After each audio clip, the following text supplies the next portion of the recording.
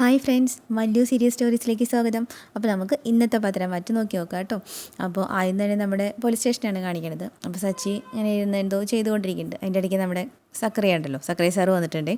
സക്രിയ sir വന്നിട്ട് കണ്ണും കണ്ണും ആ പാട്ടുണ്ടല്ലോ, അത് 2 ലൈൻ പാടുന്നുണ്ട് കേട്ടോ. അപ്പോൾ സച്ചി സാർ ഇങ്ങനെ അന്തം വിട്ടിരിക്കുകയാണ്. അത് കഴിഞ്ഞിട്ട് അപ്പോൾ ആ 2 ലൈൻ പാടി കഴിഞ്ഞപ്പോൾ ചോദിക്കേണ്ടത് എന്താടോ ഈ പാട്ടിൻ്റെ പ്രസക്തി എന്ന് ചോദിക്കുന്നത് കേട്ടോ. അത് സാറ് പോയി കഴിഞ്ഞപ്പോഴാണ് ഞാൻ ആലോചിച്ചത്.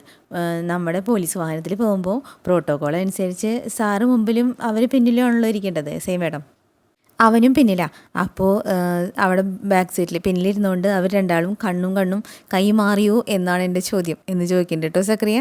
അപ്പോൾ സച്ചിക്ക് അതറിയാം. എന്നാലും സച്ചി പറയണ്ടേ ഏയ് അങ്ങനെയൊന്നും ഉണ്ടായില്ല. എങ്ങനെ പറയാൻ പറ്റും സാർ, സാറ് ഫ്രണ്ടിലല്ലേ ഇരിക്കണേ, അപ്പോൾ മുമ്പിലേക്കല്ലേ നോക്കിക്കൊണ്ടിരിക്കണേ, അപ്പോൾ പിന്നെ അതിനുള്ള സാധ്യത കൂടുതലല്ലേ എന്ന് ചോദിക്കുന്നുണ്ട് കേട്ടോ. അപ്പോൾ സച്ചി ഇല്ലില്ല അങ്ങനെയൊന്നും ഉണ്ടായിട്ടില്ല എന്ന് പറയുന്നുണ്ട് കേട്ടോ. ഞാൻ കൂടുതലുകൊണ്ട് അങ്ങനെയൊന്നും ഉണ്ടായില്ല എന്ന് പറയുന്നുണ്ട്. അപ്പോൾ ചക്രി സാറ് പറയുന്നുണ്ട് സാറ് വലിയൊരു മണ്ടത്തരം കാണിച്ചേ. മജിസ്ട്രേറ്റിൻ്റെ വീട്ടിലേക്ക് അവനെ കൂട്ടിക്കൊണ്ട് പോയപ്പോൾ SI മേഡത്തെ ഒഴിവാക്കായിരുന്നു. അത് ഞാൻ ഓർത്തില്ലടോ എന്ന് പറയുന്നുണ്ട് കേട്ടോ. അപ്പോൾ മജിസ്ട്രേറ്റിൻ്റെ അടുത്തേക്ക് പോയപ്പോൾ ഇന്ന് തന്നെ അവന് ജാമ്യം കിട്ടിയില്ലായിരുന്നു. അപ്പോൾ ഇന്ന് തന്നെ അവനെ റിമൈൻഡ് ചെയ്തേനെ. എന്തിനാ സാറേ അതൊക്കെ ഒഴിവാക്കിയത്? അപ്പോൾ സച്ചി പറയുന്നുണ്ട് കേട്ടോ, ഈ അനിയുടെ 2 ചേട്ടന്മാരല്ലേ നന്ദുവിൻ്റെ 2 ചേച്ചിമാർ കല്യാണം കഴിച്ചിരിക്കണേ. അങ്ങനെയുള്ളപ്പോൾ അവനോട് കുറച്ച് സിമ്പതി കാണിക്കുന്നത് നല്ലതല്ലേ. ഇനിയിപ്പോൾ നാളെ എന്തായാലും കോടതിയിൽ നിന്ന് അവന് ജാമ്യമൊന്നും കിട്ടാൻ പോകില്ല, എന്തായാലും റിമൈൻഡിലാവും. അപ്പോൾ ഇന്ന് പോവുകയാണെങ്കിൽ ഇന്ന് തന്നെ റിമൈൻഡിലാവും. അങ്ങനെ റിമൈൻഡിലാവില്ല, നാളെ ജാമ്യം കിട്ടും. അങ്ങനെയൊക്കെ പറഞ്ഞിട്ടാണ് ഞാൻ അവനിപ്പോൾ മടക്കി കൊടുത്തിരിക്കുന്നത്. അപ്പോൾ സക്രി സാർ പറയണ്ട മനസ്സിലായി സാർ, അവിടെ സാറ് മേഡത്തിന് മുന്നിൽ കുറച്ച് പുണ്യാളനായി കാണും എന്ന് നോക്കിയിട്ട് പറയണ്ട കേട്ടോ. ആവണ്ടേ ചോദിക്കുന്നുണ്ട്. പിന്നെ ആവണം, ഉറപ്പായിട്ടും ആവണം, പ്രത്യേകിച്ച് ഇങ്ങനൊരു സാഹചര്യത്തിൽ. എന്നിട്ട് സക്രി സാറ് പറഞ്ഞു കൊടുക്കണം കേട്ടോ. അവൻ റിമൈൻഡിലായിരിക്കുന്ന സമയത്ത് സാറിൻ്റെയും മേഡത്തിൻ്റെ എൻഗേജ്മെൻറ്റ് നടത്തണം. അപ്പോൾ പിന്നെ പകുതി കല്യാണം ആയല്ലോ എന്ന് പറയുന്നുണ്ട് കേട്ടോ. അപ്പോൾ സച്ചി പറയുന്നത് ഞാൻ അങ്ങനത്തെ തന്നെ പ്ലാൻ ചെയ്തിരിക്കണേ എന്ന് പറയുന്നുണ്ട് കേട്ടോ. എന്നിട്ട് പറയുന്നുണ്ട് എന്തായാലും സെല്ലിലേക്ക് തൻ്റെ ഒരു ശ്രദ്ധ വേണം, നന്ദു എപ്പോഴും അങ്ങോട്ട് പോകണ്ടെന്നൊന്ന് നോക്കണം. എന്ന് പറയേണ്ടത് സക്രിയ. എന്നിട്ട് പറയുന്നുണ്ട് സച്ചി പറയാണ് നന്ദുവിന് അവനോട് പ്രത്യേകിച്ച് താല്പര്യമൊന്നുമില്ല, പിന്നെ അവർ തമ്മിലെ കുടുംബ ബന്ധം വെച്ചിട്ട് നന്ദുവിന് സമ്മർദ്ദം ഉണ്ടാവും അവൻ്റെ കാര്യങ്ങളൊക്കെ ഒന്ന് ശ്രദ്ധിക്കാൻ വേണ്ടിയിട്ട്. അതൊക്കെ താനും മറ്റു പോലീസുകാരും കൂടി നോക്കിയാൽ മതി. നന്ദുവിന് അതിലൊന്നും ഇടപെടുത്തണ്ട, മനസ്സിലായോ എന്ന് ചോദിക്കണ്ട കേട്ടോ. അതൊക്കെ മനസ്സിലായി, അതൊക്കെ സാറ് പറഞ്ഞില്ലെങ്കിൽ ഞാൻ ചെയ്യുന്നുണ്ടല്ലോ, അതുകൊണ്ടല്ലേ ഇടയ്ക്കിടയ്ക്ക് ഓരോ ഉപദേശങ്ങളായിട്ട് സാറിന് മുമ്പിലേക്ക് ഞാൻ വരുന്നത് എന്ന് ചോദിക്കണ്ട കേട്ടോ സക്രിയ. എന്നിട്ട് നമ്മൾ സക്രിയ സാറ് പറയാണ് ഇതിപ്പോൾ സാർ എൻ്റെ സീനിയർ ഓഫീസറാണെങ്കിലും പ്രായം കൊണ്ടും അനുഭവം കൊണ്ടും ഞാൻ സാറിനേക്കാൾ ഒരുപാട് മുകളിലാണ്. അപ്പോൾ ഞാൻ പറയണേ എൻ്റെ ഒരു സീരിയസ്നെസ് സാർ എനിക്ക് തന്നാൽ മതി. അപ്പോൾ സച്ചി ചിരിച്ചിട്ട് തലയാട്ടുണ്ട് കേട്ടോ. അതിൻ്റെ നമ്മുടെ സക്രിയ സാറ് പോകുന്നുണ്ട്. പിന്നെ കാണിക്കുന്നത് അനന്തപുരി തറവാട്ടാണ് കേട്ടോ. അവിടെ ദേവയാനിയും ജലജിയും ജാനകി നിൽക്കുന്നുണ്ട്. അപ്പോൾ ജാനകി പറയുന്നുണ്ട് എൻ്റെ മോൻ്റെ ഇപ്പോഴത്തെ മാറ്റത്തിന് അവസ്ഥയ്ക്കൊക്കെ കാരണം ആദർശാന്ന് പറയുന്നുണ്ട് കേട്ടോ. അപ്പോൾ ദേവയാനി ഇങ്ങനെ തിരിഞ്ഞ് നോക്കുന്നുണ്ട്. എന്നിട്ട് പറയുന്നുണ്ട് എന്നിട്ട് അവന് വല്ലതും ചെയ്യാൻ പറ്റുണ്ടോ നോക്ക്. ഇപ്പോൾ ഇന്നവൻ ജയിലില്ല, ഇന്നവൻ ഇപ്പോൾ ലോക്കപ്പിൽ, നാളെ ജയിലിൽ പോവും. എന്നിട്ട് പറയുന്നുണ്ട് അനാമിക പോയതിൻ്റെ സന്തോഷം ഇവിടെ പലരും പുറത്ത് കാണിക്കണില്ല എന്നുള്ളൂ, ഉള്ളിലൊക്കെ നല്ലോണം ഉണ്ടെന്ന് എനിക്കറിയാം, പ്രത്യേകിച്ച് ഏട്ടത്തിയുടെ മരുമകളുടെ എന്ന് പറയുന്നുണ്ട് കേട്ടോ. അവൾ കലക്കി വെച്ച പാലാണ് എടുത്തി കുടിച്ചത്, അല്ലാണ്ട് അനാമിക കലക്കി വെച്ച പാലല്ല. എന്നിട്ട് അവൾ നിന്ന നിൽപ്പിൽ അനാമികയുടെ മേലിക്കിട്ടു എന്ന് പറയുന്നുണ്ട് കേട്ടോ. അപ്പോൾ ദേവേനി ചോദിക്കുന്നുണ്ട് ഇതേ പറ്റിയൊക്കെ നമ്മൾ ഒരുപാട് സംസാരിച്ചതല്ലേ, പിന്നെ എന്തിനാ നീ വീണ്ടും പറയണേന്ന് ചോദിക്കുന്നുണ്ട് കേട്ടോ. അപ്പോൾ എനിക്ക് പറയാതിരിക്കാൻ പറ്റണില്ല എടുത്തി, അനിയുടെ സ്വഭാവം ഈ അടുത്താ ഇങ്ങനെ വഷളായത്, അത് നയന ഈ വീട്ടിലേക്ക് വന്നതിന് ശേഷമാണെന്ന് പറയുന്നുണ്ട് കേട്ടോ. അപ്പോൾ ദേവേനിക്ക് നയന എന്ത് ചെയ്തു ജാനകി നീ പറയണേന്ന് ചോദിക്കുന്നുണ്ട് കേട്ടോ.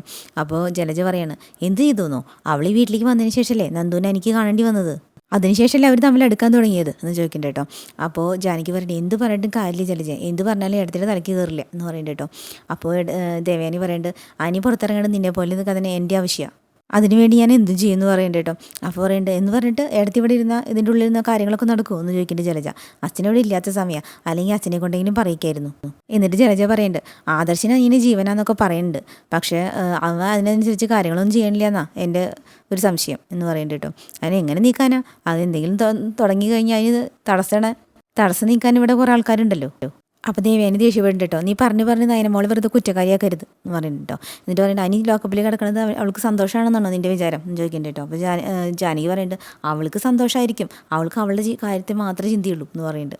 അപ്പോൾ ജലജ പറയുന്നുണ്ട് അതുകൊണ്ടാണല്ലോ ആദർശ് തെറ്റ് ചെയ്തിട്ട് അവൻ്റെ ജീവിതത്തിൽ തന്നെ കടിച്ചു തൂങ്ങി കിടക്കണത്. ആദർശിൻ്റെ ജീവിതത്തിൽ എന്താ സംഭവിച്ചതെന്ന് എനിക്ക് നന്നായിട്ട് അറിയാം, അതുകൊണ്ട് നീ ഇനി അതിനെക്കുറിച്ചൊന്നും കൂടുതൽ സംസാരിക്കാൻ നിൽക്കണ്ട എന്ന് പറയുന്നുണ്ട് കേട്ടോ. ഞാൻ എന്തായാലും ഇപ്പോൾ സ്റ്റേഷനിലേക്ക് പോവാം, അനീനെ പുറത്തിറക്കാൻ വേണ്ടിയിട്ട് ആരുടെ കാല് പിടിക്കാനും ഞാൻ തയ്യാറാണ്.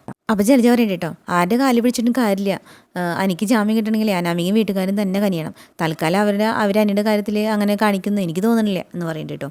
അപ്പോൾ ദേവയാനി പറയുന്നുണ്ട് എന്തായാലും ഞാൻ സ്റ്റേഷൻ വരെ ഒന്ന് പോയിട്ട് വരാം എന്ന് പറഞ്ഞിട്ട് പോയിട്ടുണ്ട്. പോയപ്പോൾ ജലജ പറയണ്ട വെറുതെ അവിടെ ഒന്നും പോയിട്ടൊന്ന് വരാം, അല്ലാണ്ട് പ്രത്യേകിച്ച് പ്രയോജനം ഉണ്ടെന്ന് എനിക്ക് തോന്നണില്ല എന്ന് പറയുന്നുണ്ട് കേട്ടോ ജാനകിയുടെ അടുത്ത്. അത് കഴിഞ്ഞ് ദേവയാനി പോലീസ് സ്റ്റേഷനിൽ എത്തിയിട്ടുണ്ട് കേട്ടോ. അപ്പോൾ നമ്മുടെ സക്രിയ വന്നിട്ട് പറയുന്നുണ്ട് സച്ചിയുടെ അടുത്ത്, സാർ അകത്ത് കിടക്കണോണ്ട് വലിയ വന്നിട്ടുണ്ടെന്ന് പറയുന്നുണ്ട്. ഓ വന്നോ, എടോ അവരെ അകത്ത് വിടായിരുന്നില്ലേ, പുറത്തിരുത്താണ്ടേ എന്ന് ചോദിക്കണ്ടേ കേട്ടോ. ഇപ്പോൾ വിടാം സാർ എന്ന് പറഞ്ഞിട്ട് പോയിട്ടുണ്ടേ. എന്നിട്ട് സച്ചി ഇരുന്ന് ചിന്തിക്കണം കേട്ടോ. അവൻ്റെ വല്യമ്മ എന്ന് പറയുമ്പോൾ അന്ന് എന്നെ വന്ന് കണ്ടവൻ്റെ അമ്മ. ഓ അപ്പോൾ അതിൻ്റേതായ റെസ്പെക്റ്റ് കൊടുക്കണം എന്ന് പറഞ്ഞിട്ടിരിക്കണം കേട്ടോ. അപ്പോഴേക്കും ദേവിയനെ അകത്തേക്ക് വന്നിട്ടുണ്ട്. വരണം മേഡം ഇരിക്കണം എന്ന് പറയുന്നുണ്ട് കേട്ടോ. എന്നിട്ട് വലിയ സ്നേഹത്തിൽ ചോദിക്കുന്നുണ്ട് കേട്ടോ, ആദർശേട്ടൻ്റെ അമ്മയല്ലേ എന്ന് ചോദിക്കുന്നുണ്ട്. അപ്പോൾ അതേന്ന് പറയുന്നുണ്ട്. ആദർശേട്ടനും വൈഫൊക്കെ ഇവിടെ വന്നിട്ടുണ്ടായിരുന്നു. ഞാനും നന്ദൊക്കെ ആയിട്ട് പുതിയൊരു ബന്ധം, നന്ദൻ്റെ കുടുംബമായിട്ട് ഒരു പുതിയ ബന്ധം തുടങ്ങാൻ പോവാണ്. അതൊക്കെ അറിഞ്ഞല്ലോ അല്ലേ, അതുകൊണ്ട് അനിയനെ ഇവിടെ ലോക്കപ്പിലിടാൻ എനിക്ക് തീരെ താല്പര്യമില്ല എന്ന് പറയുന്നുണ്ട് കേട്ടോ. എന്നിട്ട് പറയുന്നുണ്ട്, പിന്നെ ഇവിടെ ഞാൻ നിസ്സഹായനാ, പിന്നെ മജിസ്ട്രേറ്റിൻ്റെ അടുത്ത് കൊണ്ടുപോയിട്ട് ഹാജരാക്കാനൊക്കെ ശ്രമം നടത്തി. പിന്നെ ഇവിടുത്തെ ഇപ്പോഴത്തെ മജിസ്ട്രേറ്റ് എന്ന് പറഞ്ഞ ആൾ കുറച്ച് പ്രശ്നമാണ്. സ്ത്രീകൾക്ക് നേരെയുള്ള ആക്രമണം എന്ന് പറയുമ്പോൾ പിന്നെ അയാൾ കൂടുതൽ അന്വേഷണങ്ങൾക്കൊന്നും മുതിരില്ല, പെട്ടെന്ന് നേരെ റിമൈൻഡ് ചെയ്യും. അതുകൊണ്ട് ഞങ്ങൾ ഇങ്ങോട്ട് പോരായിരുന്നു എന്ന് പറയേണ്ടിട്ടോ. അപ്പോൾ ദേവിയനെ ചോദിക്കുന്നുണ്ട്, ഇനിയിപ്പോൾ എന്തൊരു വഴി എന്ന് ചോദിക്കുന്നുണ്ട്. ഞാൻ ആലോചിച്ചിട്ട് ഒരു വഴിയേ ഉള്ളൂ, ഇത് പുറത്ത് വെച്ചിട്ട് തീർക്കാൻ നോക്കുക. നാളെ തല്ലുകൊണ്ട പെൺകുട്ടി കോടതിയിൽ ഹാജരാകാതിരുന്നാൽ ചിലപ്പോൾ എനിക്ക് ജാമ്യം കിട്ടും, എന്നാലും കേസ് തീരില്ല കേട്ടോ എന്ന് പറയുന്നുണ്ട്. അപ്പോൾ ദേവയാനി പറയുന്നുണ്ട്, തൽക്കാലം ജാമ്യം കിട്ടിയാലും മതി. അതിനുള്ള വഴിയാണ് ഞാൻ പറഞ്ഞത്, തൽക്കാലം എൻ്റെ മുമ്പിൽ വേറെ വഴിയൊന്നും തെളിയണില്ല എന്ന് പറയുന്നുണ്ട് കേട്ടോ. പിന്നെ ഞങ്ങൾ അനിയനെ ലോക്കപ്പിലിട്ടത് വേറെ ഒന്നും കൊണ്ടല്ല, ഈ പോലീസിൻ്റെ തലപ്പത്തുള്ള ചില ആൾക്കാരെ അനാമികയുടെ അച്ഛൻ വേണ്ട വിധം പിടിച്ചിട്ടുണ്ട്. അവരെങ്ങാനും മിന്നൽ പരിശോധന നടത്തിയ ഈ കേസിലകപ്പെട്ടിരിക്കുന്ന അവർ ലോക്കപ്പിന് പുറത്തിരുത്തിയെന്നും പറഞ്ഞിട്ട് നിയമലംഘനമാണെന്നും പറഞ്ഞിട്ട് ഞങ്ങളുടെ ജോലി പോവും. അതുകൊണ്ടാണ് ഞങ്ങൾ മനസ്സോടെ അനിയനെ ലോക്കപ്പിൽ കിടത്തിയതെന്ന് പറയുന്നുണ്ട് കേട്ടോ. അപ്പോൾ ദേവയാനി പറയുന്നുണ്ട്, നിങ്ങൾ ചെയ്യണം നിങ്ങളുടെ ഡ്യൂട്ടിയല്ലേ, അപ്പോൾ അതിനൊന്നും കുറ്റം പറയാനൊന്നും പറ്റില്ലല്ലോ. പിന്നെ നന്ദു ഒന്നും ഒരിക്കലും അനിയൻ ലോക്കപ്പിൽ കിടക്കണമെന്ന് ആഗ്രഹിക്കുന്ന ആളല്ല. നന്ദുവിന് നല്ല വിഷമമുണ്ട്, അതുപോലെ തന്നെ എനിക്കും. പക്ഷേ ഞങ്ങൾ പോലീസുകാർ ചില സമയത്ത് നിസ്സഹായരാണല്ലോ മേഡം എന്ന് പറയുന്നുണ്ട് കേട്ടോ. അപ്പോൾ ദേവയാനി വയ്ക്കുന്നത്, എനിക്ക് അവനൊന്ന് കാണാൻ പറ്റുമായിരിക്കും. ഉറപ്പായിട്ടും, പക്ഷേ അനിയനെ കണ്ടു കഴിഞ്ഞിട്ട് ഞാൻ കാണേണ്ടവരും കൂടി ഒന്ന് കാണണേ മേഡം. അനാമിക അവളുടെ അച്ഛനൊക്കെ വിചാരിച്ചാലേ ഇനി എന്തെങ്കിലുമൊക്കെ നടക്കത്തുള്ളൂ എന്ന് പറയുന്നുണ്ട് കേട്ടോ. അപ്പോൾ ദേവേനി പറഞ്ഞിട്ട് ശരി എന്ന് പറഞ്ഞിട്ട് ദേവേനി എണീറ്റ് പോകുന്നുണ്ട്. എണീറ്റ് പോയപ്പോൾ നമ്മുടെ സച്ചിയുടെ മുഖം വീണ്ടും ഒരു പുച്ഛഭാവമാണ് കേട്ടോ മുഖത്ത്. അത് കഴിഞ്ഞ് ദേവയാനി അനിയുടെ അടുത്ത് എത്തിയിട്ടുണ്ട് കേട്ടോ. അപ്പോൾ അനിയാണെങ്കിൽ ലോകപ്പിൽ ഇങ്ങനെ മലർന്ന് കിടന്ന് എന്തോ ആലോചിച്ചുകൊണ്ട് കിടക്കുകയാണ്. അപ്പോൾ അനി അങ്ങനെ കിടപ്പ് കണ്ടപ്പോൾ ദേവയാനിക്ക് ശരിക്കും സങ്കടം വന്നു കേട്ടോ. അപ്പോൾ അങ്ങനെ വിളിക്കുന്നുണ്ട്, മോനെ എന്ന് വിളിക്കും. വിളിച്ചപ്പോൾ വലിയമ്മയുടെ ശബ്ദം കേട്ടപ്പോൾ ചാടി കഴിഞ്ഞിട്ട് നിൽക്കുന്നുണ്ട് കേട്ടോ. എന്നിട്ട് ചോദിക്കുന്നുണ്ട്, അയ്യോ വലിയമ്മ എന്തിനാ ഇങ്ങോട്ട് വന്നേ? അപ്പോൾ ദേവേനി ചോദിക്കട്ടെ, അങ്ങനെ എനിക്ക് വരാതിരിക്കാൻ പറ്റുമോടാ എന്ന് ചോദിക്കണ്ട കേട്ടോ. അല്ല, കുറച്ച് സമയം ഇരിക്കും നിൽക്കുകയൊക്കെ ചെയ്തപ്പോൾ പിന്നെ ഒന്ന് കിടന്നപ്പോൾ അങ്ങനെ മയങ്ങിപ്പോയി എന്ന് പറയുന്നുണ്ട് കേട്ടോ. ഇനി അപ്പോൾ ദേവേനി വിഷമത്തിൽ ചോദിക്കുന്നുണ്ട്, ഇങ്ങനൊരു അവസ്ഥ വരേണ്ടവനാണോ നീയെ, ഇങ്ങനെ ലോക്കപ്പിൽ കിടക്കേണ്ടവനാണോ എന്ന് ചോദിക്കുന്നുണ്ട് കേട്ടോ. അപ്പോൾ ഞാൻ അവളെ തല്ലാനുള്ള സാഹചര്യമൊക്കെ ഞാൻ ഏട്ടനോട് വ്യക്തമായിട്ട് പറഞ്ഞതാ. അവളുടെ സംസാരം കേട്ട ആരെയും തല്ലി പോവും വല്യമ്മേ. അവൾ മനഃപൂർവ്വം നിന്നെ ദേഷ്യം പിടിപ്പിക്കാനായിട്ട് അങ്ങനെയൊക്കെ ചെയ്തതാ. ആ സമയത്ത് അവളൊരു പെൺകുട്ടിയാണെന്ന് മനസ്സിലാക്കിയിട്ടെങ്കിലും നീ കുറച്ച് നിയന്ത്രിക്കണമായിരുന്നു എന്ന് പറയുന്നുണ്ട് കേട്ടോ. അപ്പോൾ അനി പറയുന്നുണ്ട്, എന്തായാലും ഇപ്പം അങ്ങനെ പറ്റിപ്പോയില്ലേ വല്യമ്മേ എന്ന് പറയുന്നുണ്ട് കേട്ടോ. അതുകൊണ്ട് ഇപ്പം എന്തായി, എല്ലാവരും അവളുടെ അച്ഛൻ്റെയും കാല് പിടിക്കേണ്ട അവസ്ഥയായില്ലേ. അപ്പോൾ അനി പറഞ്ഞിട്ടുണ്ട്, ആരും അവരുടെ കാലൊന്നും പിടിക്കരുത്, ഞാൻ ജയിലിൽ പോയി കിടന്നാലും വേണ്ടില്ല, എന്നെ സ്നേഹിക്കുന്നവരാരും അവർ കാല് പിടിക്കാൻ പോകരുതെന്ന് പറയുന്നുണ്ട് കേട്ടോ. അപ്പോൾ ദേവയാനി പറയുന്നുണ്ട്, നീ ഈ ലോക്കപ്പിൽ കിടക്കണം തന്നെ ഞങ്ങൾക്ക് സഹിക്കണില്ല, ഇനിയിപ്പോൾ നീ ജയിലിൽ പോണതും കൂടി ഞങ്ങൾ കാണണോ? എന്നിട്ട് ദേവയാനി പറയണ്ടോ, നിന്നെ മുത്തശ്ശിയൊന്നും ഇത് അറിഞ്ഞിട്ടില്ലേ മോനെ, അവരറിയുമ്പോഴോ മുത്തശ്ശിൻ്റെ ഇപ്പോൾ അസുഖം മാറിയിട്ടേ ഉള്ളൂ, മുത്തശ്ശിയാണെങ്കിലും അത്യാവശ്യം അസുഖങ്ങളൊക്കെ ഉള്ള കൂട്ടത്തിലാണ്, അങ്ങനെയുള്ളവർക്ക് നിൻ്റെ ഈ അവസ്ഥയൊന്നും അറിയുമ്പോൾ സഹിക്കില്ലേ മോനെ.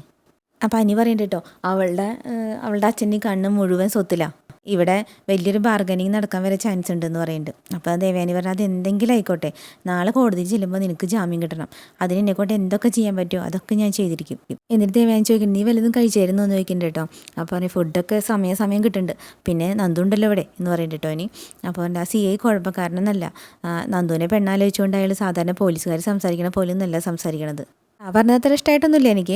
എന്നിട്ട് പറയുന്നുണ്ട്, നന്ദുവിനെ ഞാൻ വന്നിട്ട് കണ്ടിട്ടില്ല, ഞാൻ അവളെ കണ്ടിട്ട് കാര്യങ്ങളൊക്കെ ഒന്ന് സംസാരിച്ചിട്ട് പോവാമെന്നും പറഞ്ഞിട്ട് ദേവയാനി പോവാണ് കേട്ടോ. അത് കഴിഞ്ഞ് നന്ദുട്ടൻ്റെ അടുത്ത് എത്തിയിട്ടുണ്ട് കേട്ടോ. അപ്പോൾ നന്ദുട്ടൻ വേഗം എനിക്ക് ഉണ്ട് പറഞ്ഞാൽ മോളിരിക്കേ എന്ന് പറയുന്നുണ്ട്. എന്നിട്ട് ചോദിക്കേണ്ട ഒരു രക്ഷയില്ല അല്ലേ എന്ന് ചോദിക്കേണ്ട കേട്ടോ. അപ്പോൾ നന്ദുട്ടൻ പറഞ്ഞിട്ട്, ഇല്ല ആൻറ്റി, അവൻ എന്തിനങ്ങനെ പണി കാണിച്ചതെന്ന് എനിക്ക് മനസ്സിലാവാത്തത്, അവൾ മുമ്പിലേക്ക് വന്നപ്പോൾ അവളോട് സംസാരിക്കാൻ നിൽക്കാതെ അവൻ ഒഴിഞ്ഞു മാറി പോകേണ്ടതായിരുന്നു, ഇനിയിപ്പോൾ അവൻ ജയിലിൽ കിടക്കുന്നത് കാണേണ്ടി വരുമോ എന്ന് ചോദിക്കേണ്ട കേട്ടോ. അപ്പോൾ എൻ്റെ നന്ദുട്ടൻ, എനിക്കൊന്നും അറിയില്ല ആൻറ്റി, ഞാനും ആകെ വിഷമത്തില്ല എന്ന് പറയുന്നുണ്ട് കേട്ടോ. അപ്പോൾ പറഞ്ഞിട്ട്, മോളും CI സച്ചിയൊക്കെ ഇവിടെ ഉണ്ടായിട്ടും അവന് സ്റ്റേഷൻ ജാമ്യത്തിലൊന്നും ഇറക്കാൻ പറ്റില്ല അല്ലേ മോളെ, അത് നടക്കില്ല, അത്രത്തോളം സ്ട്രോങ് ആയിട്ട് അവർ കേസ് ഫയൽ ചെയ്തിരിക്കുന്നത്.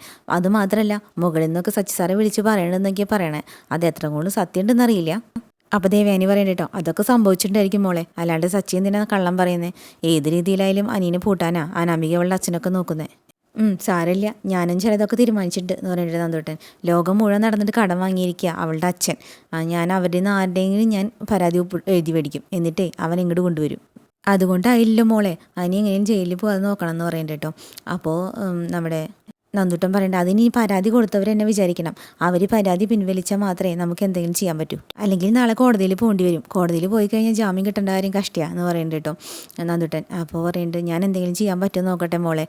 ഗതിയില്ലാത്ത അവസ്ഥയിൽ നമുക്ക് അർഹതയില്ലാത്തവരുടെ മുമ്പിലൊക്കെ താഴേണ്ടി വരുമല്ലോ. അപ്പോൾ നന്ദൂട്ടൻ പറയുന്നുണ്ട്, ആൻറ്റി ഒരു കാരണവശാലും അനാമികയോ അവളുടെ അച്ഛനെ കാണാൻ പോകരുത് എന്ന് പറയുന്നുണ്ട് കേട്ടോ. അപ്പോൾ പറയും, എന്ന് പറഞ്ഞാൽ ഇങ്ങനെ മോളെ, അവൾ വിചാരിച്ചാൽ എന്തെങ്കിലും അവളൂ എന്നല്ലേ മോൾ ഇപ്പോൾ തന്നെ പറഞ്ഞത്. പിന്നെ നമ്മൾ അലംഭാവം കാണിച്ചാലോ? അവൻ്റെ മുത്തച്ഛനും മുത്തശ്ശിയും ഒന്നും ഇത് അറിഞ്ഞിട്ടില്ല മോളെ. അവർ വരുന്നേക്കാളും മുന്നേ ഈ പ്രോബ്ലം എങ്ങനെയും സോൾവ് ചെയ്തേ പറ്റൂ. ഇപ്പോൾ തന്നെ അവൻ ലോക്കപ്പിൽ കിടക്കുന്ന കണ്ടിട്ട് മനസ്സ് വിഷമം തകർന്നാൽ ഞാൻ ഇവിടുന്ന് പോണത്. അപ്പോൾ നന്ദൂട്ടൻ പറയുന്നുണ്ട് കേട്ടോ, അവരെ കണ്ടാലും പ്രത്യേകിച്ച് ഗുണമൊന്നും ഉണ്ടാകാൻ പോകുന്നില്ല.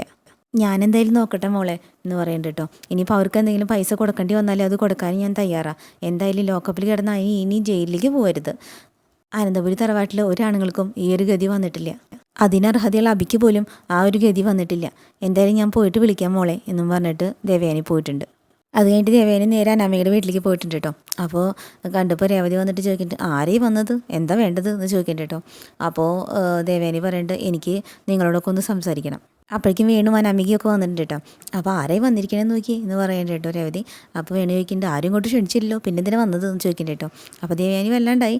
അപ്പോൾ അനാമിക പറയുന്നുണ്ട്, വല്യമ്മയുടെ പ്രിയപ്പെട്ട ലോക്കപ്പിലല്ലേ, അതിനുവേണ്ടി വക്കാലത്ത് പറയാൻ വന്നതായിരിക്കും. അപ്പോൾ വേണു പറയുന്നുണ്ട് കേട്ടോ, ആരെന്ത് വക്കാലത്ത് പറഞ്ഞാലും ശരി, അവനെ ഞങ്ങൾ ജയിലിൽ കിടത്തും എന്ന് പറയുന്നുണ്ട് കേട്ടോ. അപ്പോൾ ദേവയാനി പറയുന്നുണ്ട്, അങ്ങനെ ജയിലിൽ കിടക്കേണ്ട ഒരു പയ്യനല്ല അനി. അപ്പോൾ ദേവതി പറയും, അങ്ങനെ നിങ്ങൾ പറഞ്ഞാൽ മതിയോ, അവനെ എൻ്റെ മോളുടെ കാരണത്തെ 5 പേരല്ല പതിച്ചത്.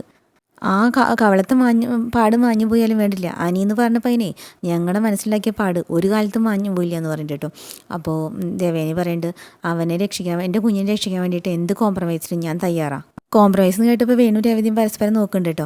എന്നിട്ട് വേണു പറയുന്നുണ്ട്, പറഞ്ഞത് കേട്ടില്ലേ മോളെ എന്ന് പറയുന്നുണ്ട്. അപ്പം അനാമിക നോക്കിയിട്ട് പറയുന്നുണ്ട്, നിങ്ങളൊരു കോംപ്രമൈസിനും തയ്യാറല്ല എന്ന് പറയുന്നുണ്ട് കേട്ടോ. അപ്പോൾ രേവതി ഒന്ന് ഞെട്ടി, അവർ കോംപ്രമൈസാണല്ലോ ഉദ്ദേശിച്ചിരിക്കുന്നത്. എന്നിട്ട് പറയുന്നുണ്ട്, അതെ നിങ്ങൾ ഇനി എന്തൊക്കെ പറഞ്ഞാലും എൻ്റെ മോളുടെ മനസ്സിൽ നിന്ന് മുറിവൊന്നും പോകാൻ പോണില്ല എന്ന് പറയുന്നുണ്ട് കേട്ടോ. അപ്പോൾ ദേവേനി പറയുന്നുണ്ട്, സംഭവിക്കേണ്ടതൊക്കെ സംഭവിച്ചു പോയില്ലേ, ഇനിയിപ്പോൾ അതിനെപ്പറ്റി പറഞ്ഞിട്ടൊന്നും കാര്യമില്ല, നിങ്ങൾ എന്ത് പറഞ്ഞാലും ഞങ്ങൾ അതിന് അനുസരിക്കാൻ തയ്യാറാണ് എന്ന് പറയുന്നുണ്ട് കേട്ടോ. അപ്പോൾ അനാമിക പറഞ്ഞു, ഞങ്ങൾ ഒരു കോംപ്രമൈസും തയ്യാറല്ല എന്ന് പറഞ്ഞത് കേട്ടില്ലേ. എന്നിട്ട് വേണു പറയുന്നുണ്ട് കേട്ടോ, പിന്നെ നിങ്ങൾക്ക് എന്തെങ്കിലും പറയാനുണ്ടെങ്കിൽ ഞങ്ങളുടെ വക്കീൽ കേസി നന്ദഗോപാലൻ സാറാ, എന്തെങ്കിലും പറയാനുണ്ടെങ്കിൽ വക്കീലിനോട് പോയി പറയാം, അദ്ദേഹം എന്താ പറയണതെന്ന് വെച്ചാൽ അതുപോലെ ചെയ്യാം. അപ്പോൾ ദേവയാനി പറഞ്ഞിട്ട്, വക്കീലല്ലോ കേസ് പിൻവലിക്കേണ്ടത്, ഇവളല്ലേ എന്ന് പറയുന്നുണ്ട്. അപ്പോൾ അനാമിക പറഞ്ഞു, ഞാൻ കേസ് പിൻവലിക്കാനൊന്നും പോണില്ല. അപ്പോൾ രേവതി പറഞ്ഞു, ഞങ്ങൾക്ക് തന്നെ അതിൻ്റെ ആവശ്യം എന്താ, അവനെ പരസ്യമായിട്ട് ഞങ്ങളുടെ മോളുടെ കാരണത്ത് കൈവച്ചത്, നിങ്ങൾക്കും കോടതിക്കൊന്നും പറ്റില്ല അവനെല്ലാം ഞങ്ങളുടെ മോളുടെ കാരണത്ത് അടിച്ചതെന്ന് തെളിയിക്കാൻ. എന്നാൽ പിന്നെ ഞാൻ വക്കീലിനെ പോയി കണ്ടോളാം, എവിടെ വക്കീൽ ഓഫീസ് എന്ന് ചോദിക്കണ്ട കേട്ടോ.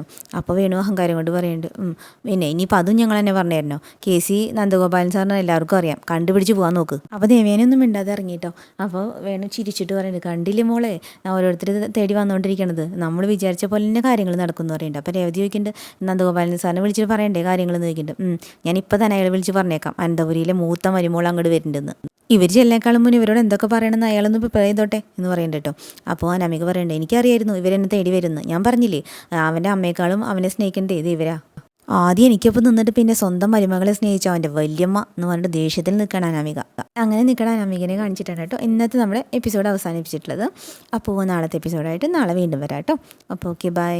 അപ്പോൾ നമ്മുടെ ചാനൽ ഇഷ്ടപ്പെടുകയാണെങ്കിൽ ലൈക്ക് ചെയ്യാൻ സബ് ചെയ്യാനും മറക്കല്ലേ കേട്ടോ.